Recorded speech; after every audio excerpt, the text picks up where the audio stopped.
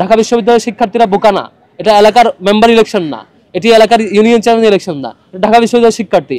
আমরা আজকে পর্যন্ত গতকালকে একবার ব্রিফ করেছি, আজকে আমরা এখনো লক্ষ্য করছি নির্বাচন কমিশন এখন পর্যন্ত আমাদের পক্ষ থেকে জানানো কনসার্নগুলো আমলে নিচ্ছেন না।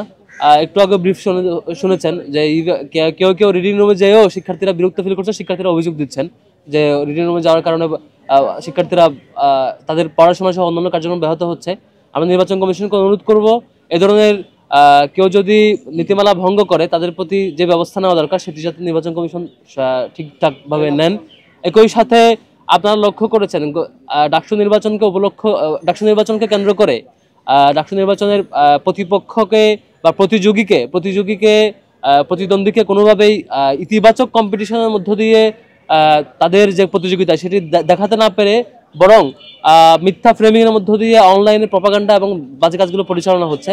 আমরা আবার একটু স্মরণ করে দিতে চাই, এই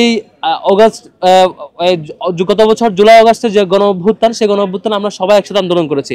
ছাত্রদল বলেন, ছাত্র শিবির বলেন বা বাকশাস বলেন বা আরো যেসব সংগঠনগুলো আছে, প্রত্যেকটা সংগঠন কাঁধে কাঁধ মিলিয়ে আমরা জুলাই একসাথে অ্যান্টিফ্যাসিস্ট ভূমিকা রেখেছি।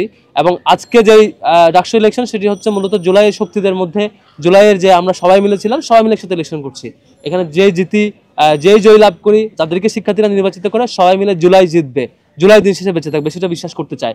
কিন্তু এখন পর্যন্ত যেখানে ছাত্র শিবির সংগঠন হিসেবে সারা দেশে দেশব্যাপী 2010-11 সালের পর থেকে আওয়ামী লীগ যখন থেকে ফেসিবাদ হয়ে ওঠার চেষ্টা করছিল তত্ত্বাবধায়ক সরকার বিলুপ্তের মধ্য দিয়ে, তখন থেকে ছাত্র শিবির দেশব্যাপী তার আন্দোলন পরিচালনা করতে যে শত শত শিক্ষার্থীকে ক্রস ফায়ারের মুখোমুখি হতে হয়েছে, শত শত শিক্ষার্থীকে দিন দুপুরে ক্রস ফায়ার দিয়ে হত্যা করেছে সারা দেশে।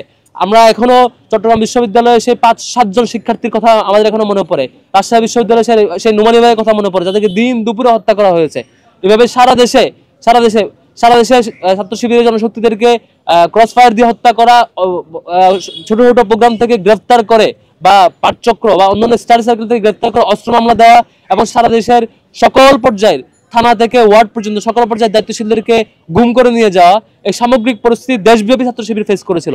ফেসিবাদের সর্বপ্রধান এবং প্রথম ভিকটিম ছিল ছাত্র শিবির। এবং সর্বশেষ যখন আওয়ামী লীগ আর পেরে উঠছিল না, একটা মাত্র সংগঠনকে নিষিদ্ধ করেছিল আমাদের ছাত্র সংগঠনগুলোর মধ্যে যে সংগঠনকে নিষিদ্ধ করেছে সেটি হচ্ছে ইসলামী ছাত্র শিবির।